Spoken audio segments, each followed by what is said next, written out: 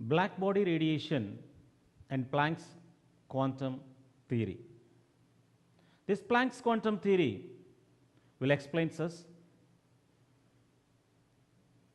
the particle nature of electromagnetic radiations. Here, this wave nature of light or electromagnetic radiations will explain such phenomena like interference, suppression, amplification, etc. But this theory was unable to explain certain things like emission of radiations by hot bodies. That means, for example, if iron rod, if we observe, it will be in some metallic luster or black color. When you heat it, gradually that black color will turns to dull red. On increasing of temperature, that red color will brightens. That means the intensity of the color will increases as we increase the temperature or increasing the heating of that iron rod. On further heating at certain temperature, it becomes bright white color, just like the flames that were observed in magnesium. On further heating, that flame color will turns to blue color. That means when temperature increases, the frequency emitted by that body will also increases. That we called as a radiation by the objects. And another important phenomena is photoelectric effect. Photoelectric effect means when a wavelength, a light radiations, that is electromagnetic radiations with specific frequencies are focused on the surface of a clean metal surfaces. Certain active metals like potassium, rubidium, cesium, they will emit electrons due to the falling of radiation over their surface. So that effect is said to be photoelectric effect.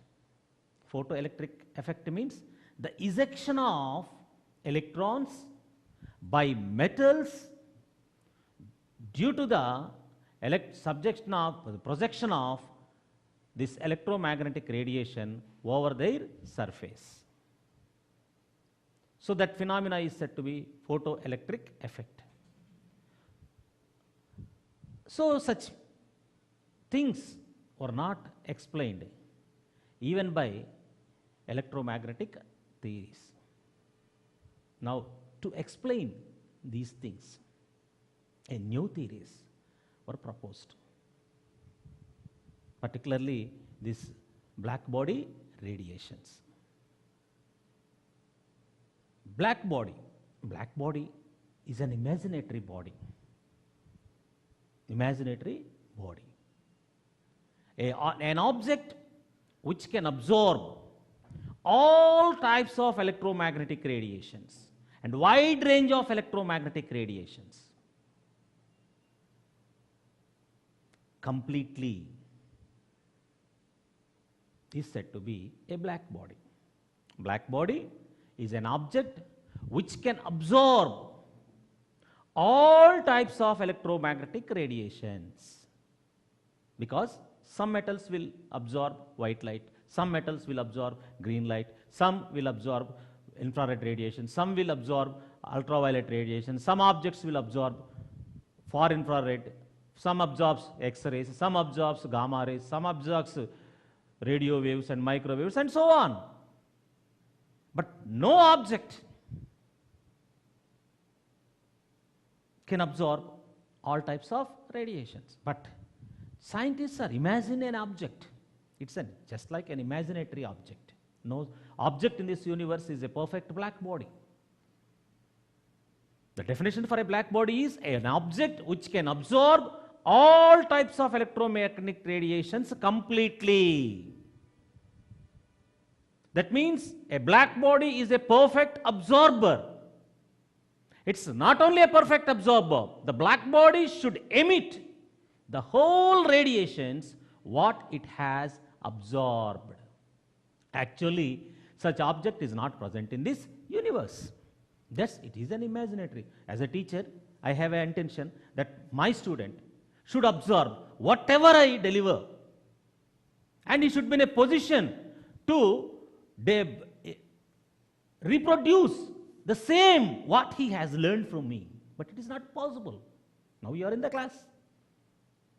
You can give me or deliver me the important content that was delivered to you, but not word to word, word to word. What I have was explained cannot be repeated by you, just like a tape recorder or a video recorder. You cannot deliver. The important points you can deliver. But in my opinion, and in my ambition is my student should deliver everything just like a tape recorder can deliver whatever that was recorded. It's not possible. So here also, scientists, in the view of scientists, an object which can absorb all types of radiations and which can emit the whole radiation what it has absorbed is said to be a black body. But such body is not in this universe. But a halosphere means a sphere which has halo in its surface, inside. And inside walls are coated with platinum black, having a small hole, will act as a nearer black body. A halosphere coated platinum black inside, having a small hole, will act as a nearer black body. It's also not a perfect black body. Now, so to explain the radiation of this black body, Max Planck proposed a theory called as Planck's quantum theory. According to Max Planck, the emission or absorption of radiation by a black body is not continuous. According to Planck, the emission of radiations is due to the vibration of charged particles on the body. Vibration of charged particles means the electrons. Due to the vibration of electrons or the displacement of electrons from one place to another place, the radiation will emitted. The emission of these radiations are not continuous. The emission of these radiations are not continuous, but in the form of small energy packets called quanta. Small energy packets called quanta. The energy of this quanta is capital E. The energy of this quanta is capital E. This energy packet, which contains certain quantity of energy, which is called as quanta. So the emission of energy is in the form of a small energy packets called quanta. The energy emitted in the form of quanta is immediately propagated in the form of waves. That means releasing of energy is in the form of quanta, in the form of energy packet, but the propagation is in the form of a wave. Almost, if it is a wave, it will have frequency or wavelength and so and so. So this energy E and the frequency of the radiation that during the propagation is directly proportional, that is E is directly proportional to nu, or E is equal to h nu, where h is known as Planck's constant. H is known as Planck's constant. The value of this Planck's constant is 6.625 into 10 to the power minus 27 erg second, or 6.625 into 10 to the power minus 34 joule second.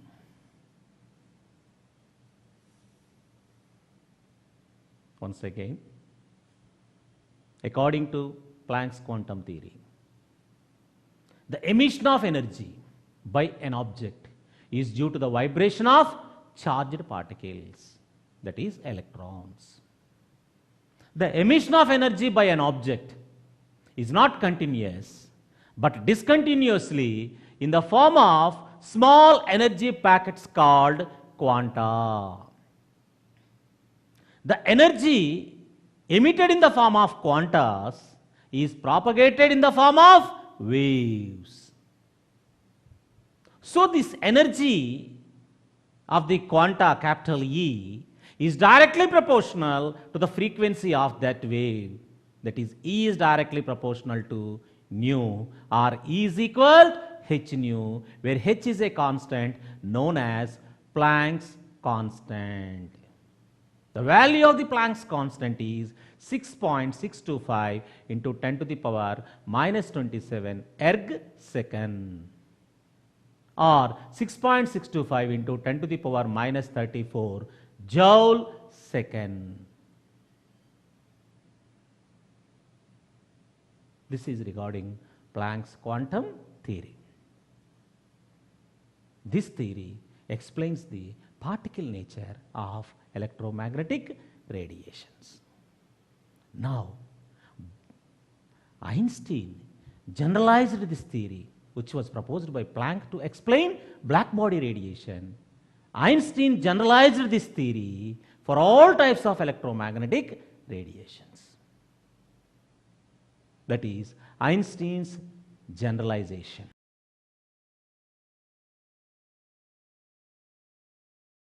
Einstein's theory, or Einstein's generalization for Planck's quantum theory. Einstein generalized Max Planck's quantum theory. Max Planck proposed his quantum theory to explain black body radiation, whereas Einstein generalized Planck's quantum theory to all types of electromagnetic radiations. There is only a slight difference between Max Planck quantum theory and Einstein's theory. Einstein proposed that emission of energy by an object, or emission of this radiation by an object, is due to the vibration of electrons.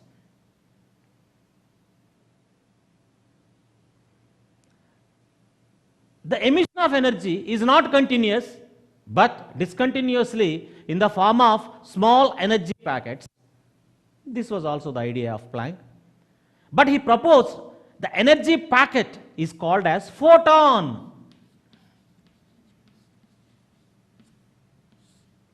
Not proton, it is photon, P-H-O-T-O-N-A. So energy released in the form of small energy packets called photons. The energy emitted in the form of photons is propagated in the form of photons only. Till this energy was absorbed by other object, the photons will not lose their identity. This is the basic difference between Max Planck and Einstein. According to Max Planck, only emission of energy is in the form of energy packets, but propagation is in the form of waves. That means absorption is not in the form of quantities. But Einstein said both absorption and emission is in the form of quantas, is in the form of energy packets. That means quantitization is followed during absorption as well as emission. The absorption of energy is also not continuous. The emission of energy is also not continuous. Both absorption and emission are discontinuously in the form of small energy packets called quanta. The emission of energy is never be continuous. For example, we have a tube light or a other light, whatever it may be, one in an object which gives light radiations. We think that light is coming continuously from that, but it is not so. The light emitted by is discontinuously in the form of small energy packets. That light is not continuous, but it appears to be continuous. Because of the error in our sight. For example, I'll tell you, if you go for a movie, you will observe certain actions that were made in the theater. That means a hero comes and fight or dance, whatever the action that may be.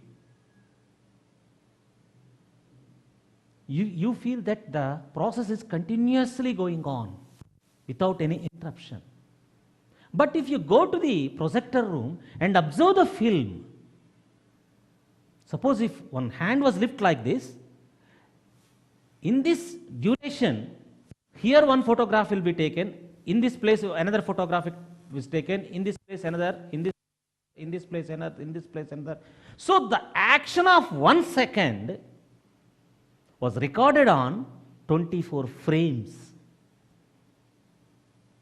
So these 24 frames was rolled in the projector with high speed.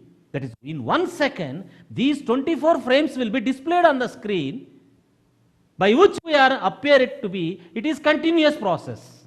But actually it is not continuous. Our eye can observe the action which takes more than 1/17th second. That means, if you roll only 14 films per second or 10 films per second, you can easily observe the change of one frame to other frame. If more than 17 frames were changed in 1 second, you cannot observe how many the continuity in this. So our eyelids will open and close. You know, you'll close your eyes and open your eyes, close your eyes and open your eyes. So the image which was recorded previously will present on the inside our brain. During that time only, you see that we both are seeing one together continuously, but it's not so. Your eyelids are closing. But that superimposition of these figures, it seems to us that we are continuously looking one another. Just like that. The emission of energy by an object is never be continuous, but discontinuously in the form of small energy packets called quantas or photons. So the basic difference between Einstein and Max Planck is, Max Planck explained only the emission in the form of quantas, whereas Einstein proposes that both emission and absorption is in the form of quantas only. So he used the term photon instead of quanta. So according to Einstein, the energy emitted by the object is due to the vibration of charged particle like electrons. That energy packet is called as photons. The energy emitted in the form of photons is propagated in the form of photons only. That means photons will not lose their identity during their travel. Even it is a particle, it will have certain wave motion. That's why that energy, suppose for example, when object at excited state E2, When reaches to ground state E1, it emitted an energy equal to both the difference of both energy levels, that is delta E. Delta E is equal to E2 minus E1, that is equal to h nu, which was given by Planck only. Here also h is known as a constant, which is said to be Planck's constant. This E2 is the energy of an object at excited state. E1 is the energy of the object at lower state, lower energy state or ground state. So the difference of these two states will be emitted in the form of photon, and that photon energy delta E is equal to h nu. Here also h is known as Planck's constant. The same h value is 6.625 into 10 to the power minus 27 erg second, or 6.625 into 10 to the power minus 34 joule second.